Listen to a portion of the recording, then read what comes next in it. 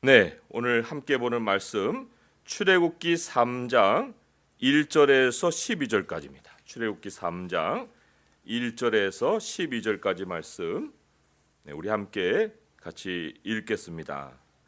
모세가 그의 장인 미디안 제사장 이드로의 양떼를 치더니 그떼를 광야 서쪽으로 인도하여 하나님의 산 호렙에 이르매 하나님의 사자가 떨기나무 가운데로부터 나오는 불꽃 안에서 그에게 나타나시니라. 그가 보니 떨기나무에 불이 붙었으나 그 떨기나무가 사라지지 아니하는지라. 이에 모세가 이르되 내가 돌이켜 가서 이 큰 광경을 보리라. 떨기나무가 어찌하여 타지 아니하는고 하니 그때 여호와께서 그가 보려고 돌이켜 오는 것을 보신지라. 하나님이 떨기나무 가운데서 그를 불러 이르시되 모세야 모세야 하시매 그가 이르되 내가 여기 있나이다. 하나님이 이르시되 이리로 가까이 오지 말라. 네가 선 곳은 거룩한 땅이니 네 발에서 신을 벗으라. 또 이르시되 나는 네 조상의 하나님이니 아브라함의 하나님 이삭의 하나님 야곱의 하나님이라. 모세가 하나님 배웠기를 두려워하여 얼굴을 가리매 여호와께서 이르시되 내가 애굽에 있는 내 백성의 고통을 분명히 보고 그들이 그들의 감독자로 말미암아 부르짖음을 듣고 그 근심을 알고 내가 내려가서 그들을 애굽인의 손에서 건져내고 그들을 그 땅에서 인도하여 아름답고 광대한 땅 젖과 꿀이 흐르는 땅 곧 가나안 족속, 헷 족속, 아모리 족속, 브리스 족속, 히위 족속, 여부스 족속의 지방에 데려가려 하노라. 이제 가라. 이스라엘 자손의 부르짖음이 내게 달하고 애굽 사람이 그들을 괴롭히는 학대도 내가 보았으니 이제 내가 너를 바로에게 보내어 너에게 내 백성 이스라엘 자손을 애굽에서 인도하여 내게 하리라. 모세가 하나님께 아뢰되 내가 누구에게 바로에게 가며 이스라엘 자손을 애굽에서 인도하여 내리까? 하나님이 이르시되 내가 반드시 너와 함께 있으리라. 네가 그 백성을 애굽에서 인도하여 낸 후에 너희가 이 산에서 하나님을 섬기리니 이것이 내가 너를 보낸 증거니라. 아멘. 네, 청년 때에 가장 궁금한 것 중에 하나가 나는 어떤 일을 하고 살 것인가? 그에 대한 답이에요. 그 답을 이제 알고 싶어 하죠. 세상은 이제 이것을 직업이라고 얘기를 하고 또 하나님의 사람은 그것을 부르심이라고 말합니다. 근데 세상 사람들도요, 천직이라는 말을 해요. 천직, 타고난 직업이다, 이렇게 사전적인 정의가 되어 있습니다. 하지만 또 하늘이 준 직업이다라고도 우리가 생각해 볼 수 있잖아요. 그러니까 그런 개념을 갖는다는 것은 자기가 하는 일을 자기 마음대로 결정할 수 없는 일이다 라고 하는 개념은 가지고 있다는 거예요. 자, 그러면 우리 그리스도인들이 갖는 그 부르심이라는 것은 과연 그 천직하고 똑같은 것일까? 직업이라는 어떤 개념일까? 나는 어떤 직업을 가질 것이냐? 어떤 그런 것이 크리스찬 청년이 갖는 미래에 대한 어떤 궁금함인가, 그런 거예요. 그런데 직업은 일과 연결되어 있어요. 하지만 하나님의 부르심이라는 것은 그 사람만이 걸어가야 할 인생의 길을 얘기합니다. 그 사람만이, 다른 사람들과 비교한 게 아니고 그 사람만이 걸어가야 되는 그 인생의 길, 그것을 성경은 부르심이다라고 얘기를 하지요. 사람에게는 자기가 걸어가야 할 길이 정해져 있습니다. 이게 성경이 우리에게 일관되게 전해주는 메시지예요. 모든 성경의 이제 기록이 이것을 말해주고 있습니다. 특별히 이제 믿음의 인물들을 통해서 우리가 그런 걸 배우는데, 그들이 우리에게 보여주는 여러 가지 이제 모델이 있지만 오늘 모세가 아주 대표적으로 그 하나님이 정해 놓으신 길을 가고 있다는 것을 보여주고 있습니다. 자, 그런데 이제 이 작정된 길에 대해서 조금은 분명하게 말씀이 얘기하고 있는 그 사례를 우리가 좀 먼저 볼 때 모세보다 먼저 볼 사람이 누구냐면 벨사살이에요. 벨사살이 누굴까요? 벨사살은 느부갓네살 왕의 아들이죠. 느부갓네살 왕은 사실 굉장히 독특한 인물이에요. 바벨론 엄청난 제국의 왕이었는데 그 사람이 유일하게 하나님이 누구신지를 체험한 왕이에요. 하나님에 대해서 뒤늦게 깨달았죠. 뒤늦게 깨달은 인물입니다. 그가 사실 이 자기 영광을 엄청나게 높인 사람이에요. 그런데 높이다가 하나님이 그 사람의 이성을 빼앗아 가죠. 그래갖고 7년 동안 소처럼 풀을 뜯고 먹었어요. 풀을 뜯고 먹으면서 지내다가 하나님이 그 사람에게 다시 총명을 주셨거든요. 그때 이제 깨달은 사실이 다니엘서 4장에 나와요. 다니엘서 4장을 한번 가볼까요? 거기에서 또 이 느부갓네살을 알아야만 벨사살을 또 알게 되는데, 두 사람 다 공통점으로 하나님이 작정하신 길에 대한 것을 가르쳐 주셨어요. 자, 다니엘서 4장 34절 또 35절 두 절은 우리 같이 한번 읽어보겠습니다. 다니엘 4장 34절 35절 두 절 같이 읽어보겠습니다. 시작.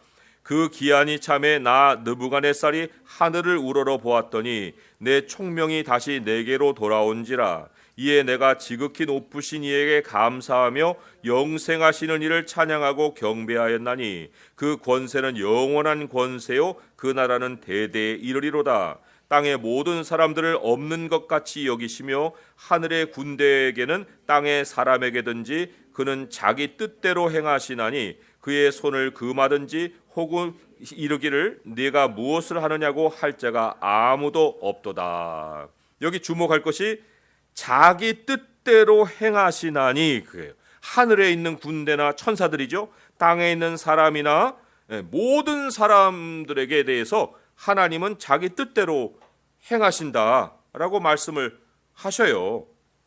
그런데 만약에 하나님의 뜻대로 행하지 않는 사람이 있다 할 때 37절에 보게 되면 이런 말씀이 있죠.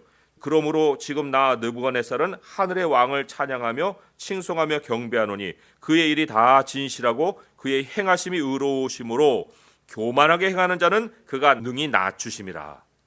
그러니까 하나님의 작정하신 뜻과 반대에 있는 사람에 대해서 하나님이 행하시는 일이 낮추시는 일이에요. 자, 그런데 이 벨사살 왕이 그 낮춰진 사람의 대표적인 인물이거든요. 그런데 그가 왜 낮춰졌을까 하는 것도 거기에 이유가 아주 분명하게 기록이 되어 있어요. 다음 한 장만 넘기시면 5장 말씀이에요. 5장 말씀에 5장 말씀 23절의 말씀. 이게 이제 20절을 제가 조금 하나의 그 코멘트를 드리면 그가 할 때 이 느부갓네살이거든요. 그가 마음이 높아지며 뜻이 완악하여 교만을 행함으로 그의 왕위가 폐한받으며 그의 영광을 빼앗기고 이제 쭉 느부갓네살 왕의 일어난 일 다 보고도 이제 벨사살 왕이 어떤 모습을 취했는지 하는 것을 이제 23절에서 꾸짖으면서 얘기하는 것인데 23절을 같이 한번 읽어보겠습니다. 시작. 도리어 자신을 하늘의 주제보다 높이며 그의 성전 그릇을 왕 앞으로 가져다가 왕과 귀족들과 왕후들과 후궁들이 다 그것으로 술을 마시고 왕이 또 보지도 듣지도 알지도 못하는 금은 구리 쇠와 나무돌로 만든 신상들을 찬양하고 도리어 왕의 호흡을 주장하시고 왕의 모든 길을 작정하시는 하나님께는 영광을 돌리지 아니하신지라.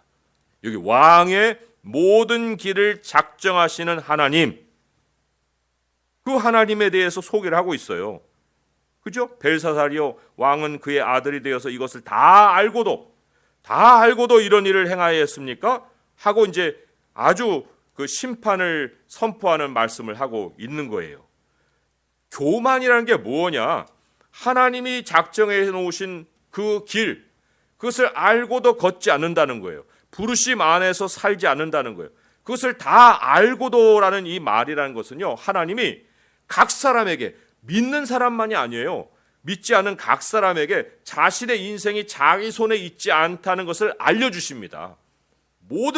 어떤 사건을 통해서든지. 아니, 믿지 않는 사람들은 하나님이 방관하시는 것이 아니고요. 어떤 모양으로든지. 그러니까 천직이라는 말로 나오는 거예요.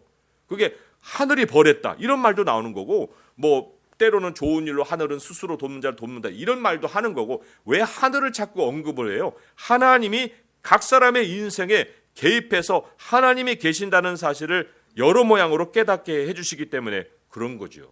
그런데도 그런 걸 알고도 다 아는데도 하나님이 작정해 놓으신 그 길 안으로 들어오지 않고 하나님을 인정하지 않게 되는 것이 교만이고, 그러한 교만한 사람을 하나님이 낮추신다는 거예요.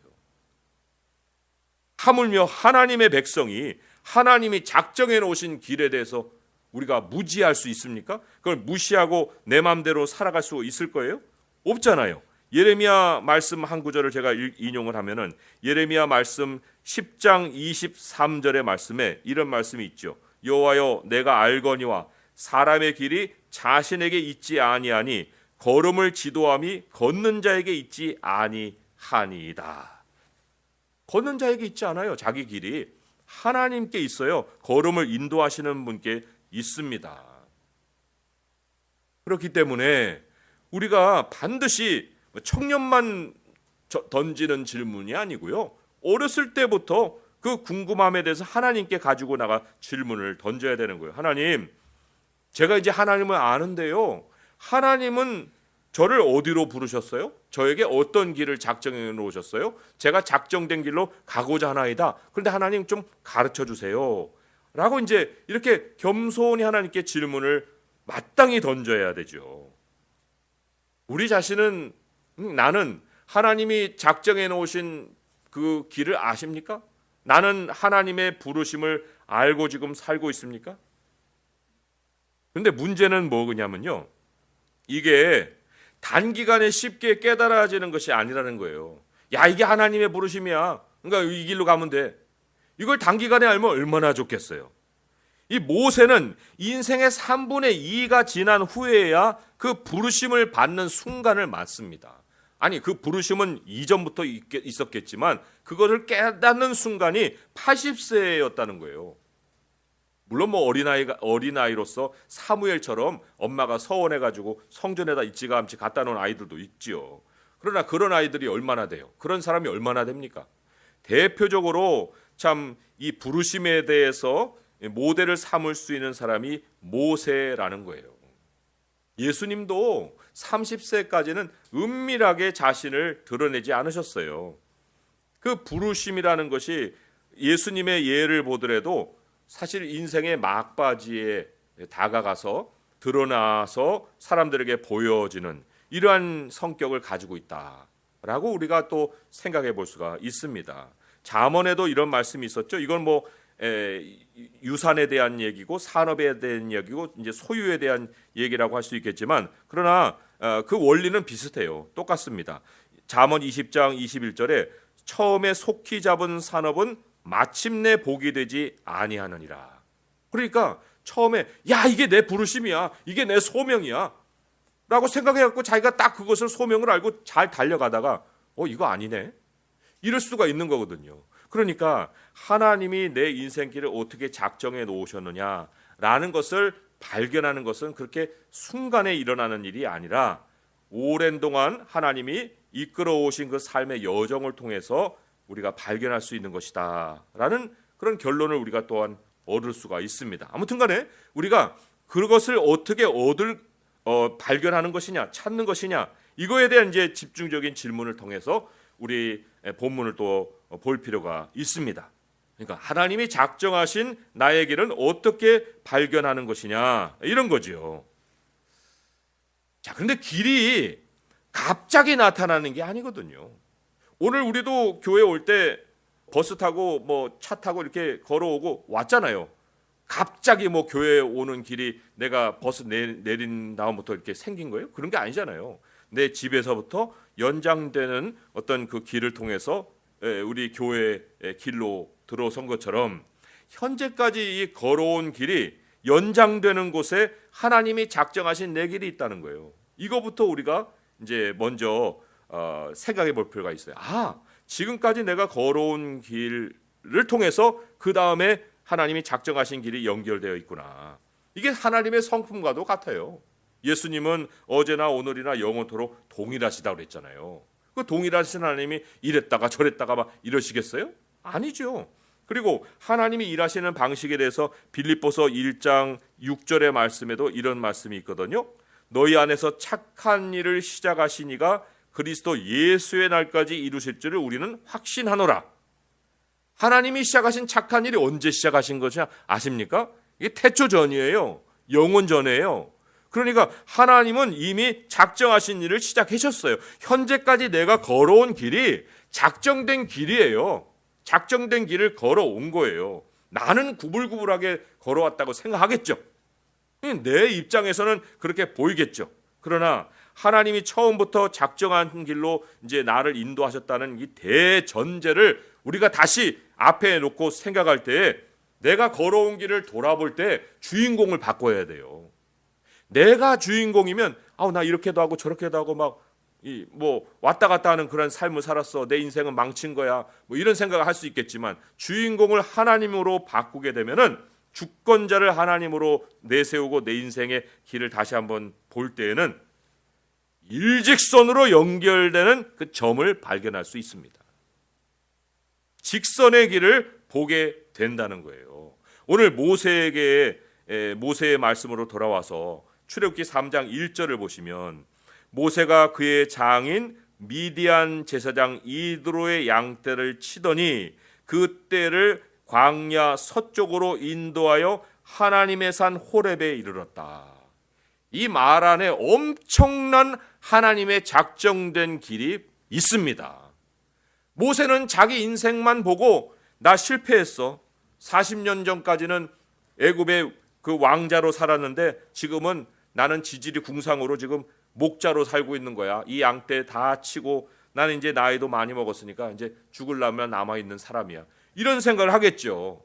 그런데 왜 그가 갑자기 이때 광야 서쪽으로 하나님의 산으로 갈까요? 왜 그럴까요? 이게 하나님의 작정된 길과 연결이 안 돼 있으면 이런 일이 일어날까요?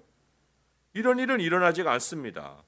왜 광야도 넓은데 왜 그 가운데 하나님의 산 호렙이 있는 곳으로 양을 인도해 가냐, 그런 얘기예요.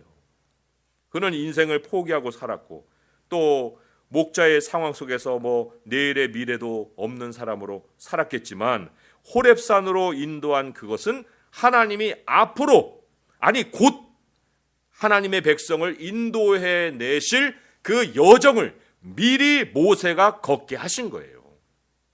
그 길 먼저 우리 답사 간다고 하잖아요. 모세를 답사시킨 거예요. 모세는 지금 답사한다고 생각하고 거기를 간 게 아니겠죠. 10절에 보게 되면 하나님이 나타나셔서 이제 이런 말씀하시거든요. 이제 내가 너를 바로에게 보내어 너에게 내 백성 이스라엘 자손을 애굽에서 인도하여 내게 하리라. 인도하여서 어디로 가게 하실 거예요? 호렙산으로 가게 하실 거거든요. 근데 모세는 몰라요. 11절에 모세가 하나님께 아뢰되 내가 누구에게 바로에게 가며 이스라엘 자손을 애굽에서 인도하여 내리까? 자기에 대해서 굉장히 자괴감을 갖고 또 열등의식을 갖고 있는데 12절의 말씀이 그렇잖아요. 하나님이 이르시되 내가 반드시 너와 함께 있으리라. 네가 그 백성을 애굽에서 인도하여 낸 후에 너희가 이 산에서 하나님을 섬기리니 이것이 내가 너를 보낸 증거니라. 이게 얼마나 하나님이 자세하게 모세를 인도해 가시는 거예요. 그러니까 모세가 지금 자기가 의지대로 자기가 양떼를 끌고 광야 서쪽으로 인도해서 하나님 산 호렙산에 이르렀다 생각하겠지만 이거 하나님의 작정된 길과 연결되어 있는 모습이었다는 거예요. 이것만이 아니죠. 모세가 애굽에서 40년 산 거, 모세가 광야에서 40년 산 거, 이게 하나님의 작정된 길 안에서 하나로 직선으로 싹 연결되는 거예요.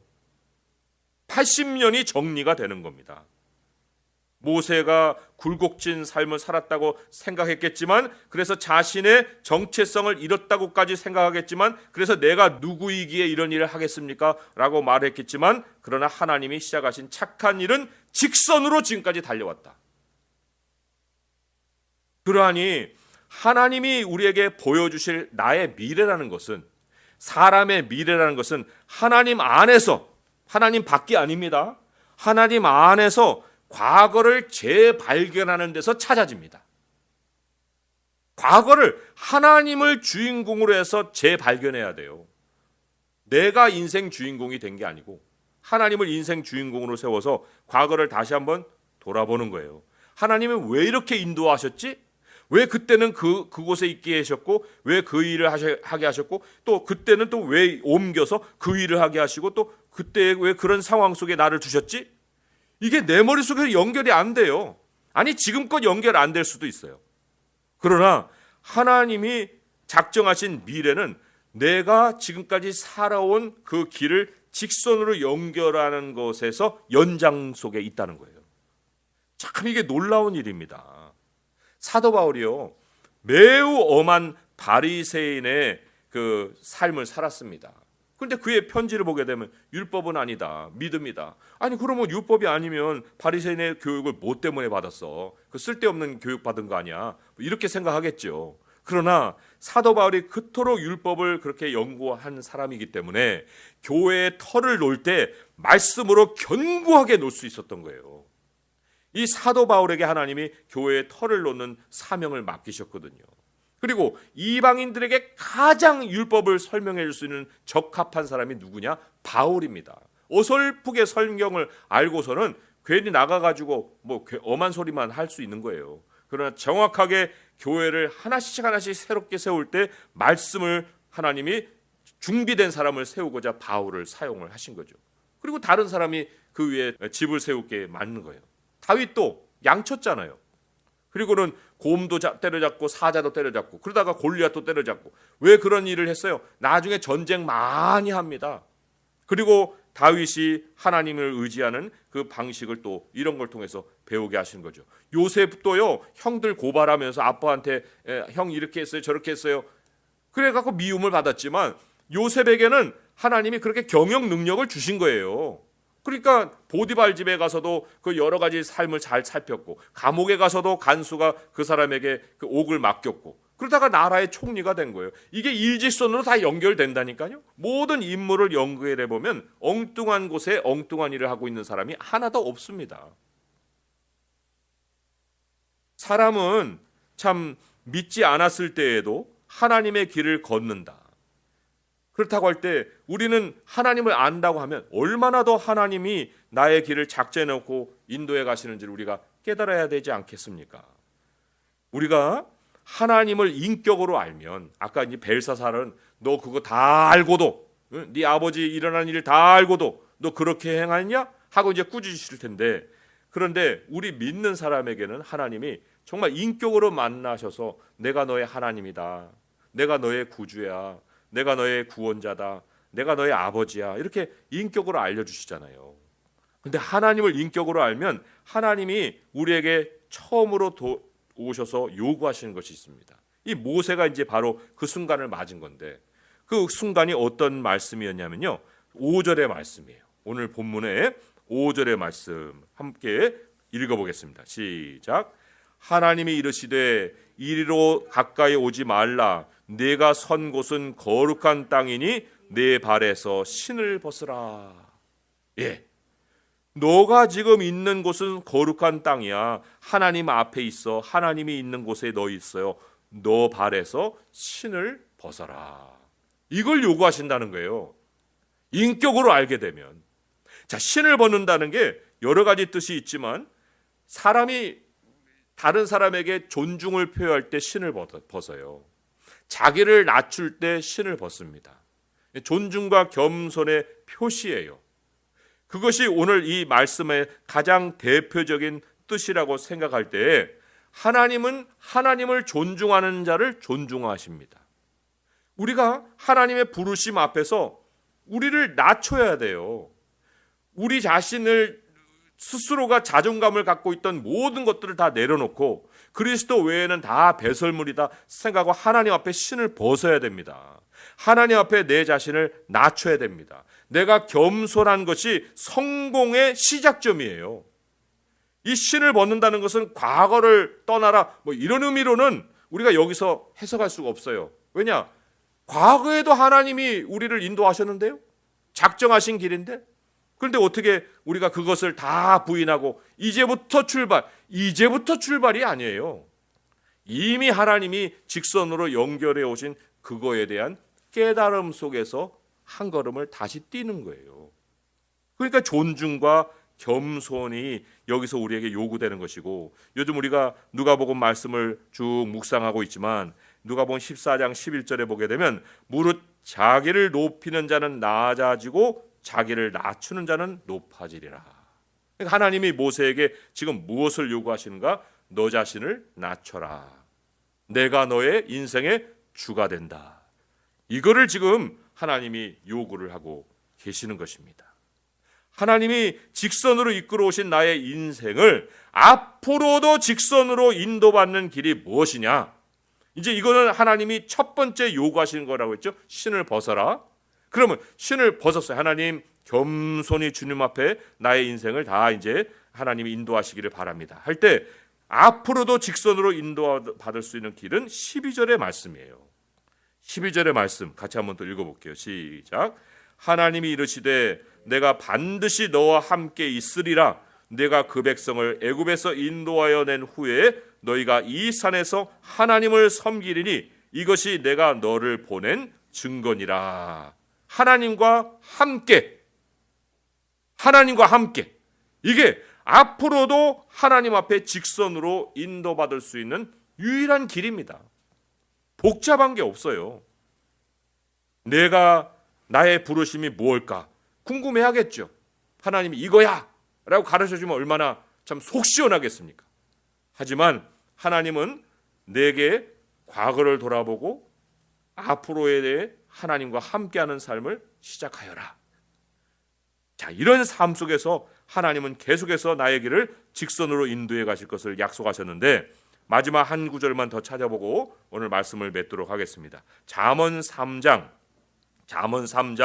6절에서 10절의 말씀이 앞으로 부르심의 길을 살아가는 그 모습, 이거를 아주 잘 요약해 주고 있습니다. 그리고 그 부르심의 삶을 살 때에 어떠한 복을 하나님이 더해 주실 것이냐 하는 것까지도 미래를 다 보여주신 거예요. 여기에. 자, 잠언 3장 6절에서 10절까지 말씀 같이 또 찾아서 읽어보도록 하겠습니다. 같이 읽어볼까요? 시작. 너는 범사의 그를 인정하라. 그리하면 내 길을 지도하시리라. 스스로 지혜롭게 여기지 말지어다. 여호와를 경외하며 악을 떠날지어다. 이것이 내 몸에 양약이 되어 내 골수를 윤택하게 하리라. 내 재물과 내 소산물의 처음 익은 열매로 여호와를 공경하라. 그리하면 내 창고가 가득히 차고 내 포도즙 틀에 새 포도즙이 넘치리라. 아멘. 가장 중요한 것이 6절 말씀이에요. 너는 범사에, 영어로는 in everything 이가 나오거든요. 모든 것에서 하나님을 인정하라는 거예요. 하나님이 함께한다는 걸 인정하라는 거예요. 그러면 너의 길을 지도하신다는 겁니다. 우리들의 마음이 대부분의 어떤 뭐 저의 경험에도 보지만 첫 번째로 내 몸의 건강, 또 내 통장에 얼마나 있어? 뭐 이런 걸 자꾸 먼저 생각하게 돼요. 그런데 하나님 그럴 때마다 야, 너의 길은 내가 인도하는 거야. 너의 길을 지도할 테니까 너 나를 인정해라. 범사에 하나님을 인정하고 살아라. 그것이 이제 우선순위를 딱 자리 잡을 때 우리가 부르심의 길 안에서 하나님과 함께 동행하는 삶을 순종하면서 살아갈 수가 있는 것입니다. 매우 쉽지만 매우 어려운 일이고, 그러나 매우 어렵지만 그러나 하나님이 약속하신 것은 반드시 그 길대로 된다 하는 거예요. 부르심의 길은 멀리 있지 않습니다. 하나님 안에 있고 하나님과 함께하는 삶에 있다 하는 것을 우리가 확신하고, 하나님 오늘 이후로도 나의 미래의 길은 직선으로 가게 될 줄 믿습니다. 하나님의 손에 나의 길을 맡깁니다. 인도하여 주옵소서. 이러한 마음의 결심으로 우리 주님을 찾아 나갈 수 있는 성도 될 수 있기를 주님의 이름으로 축원드립니다. 기도하겠습니다.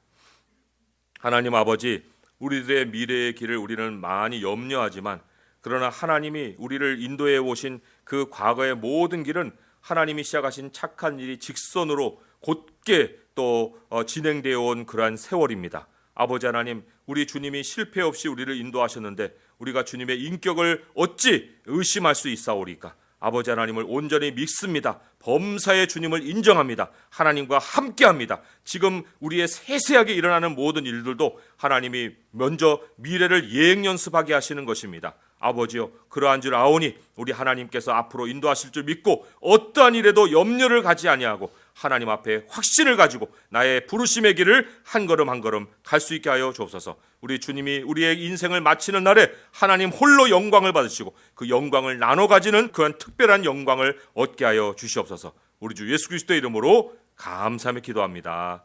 아멘.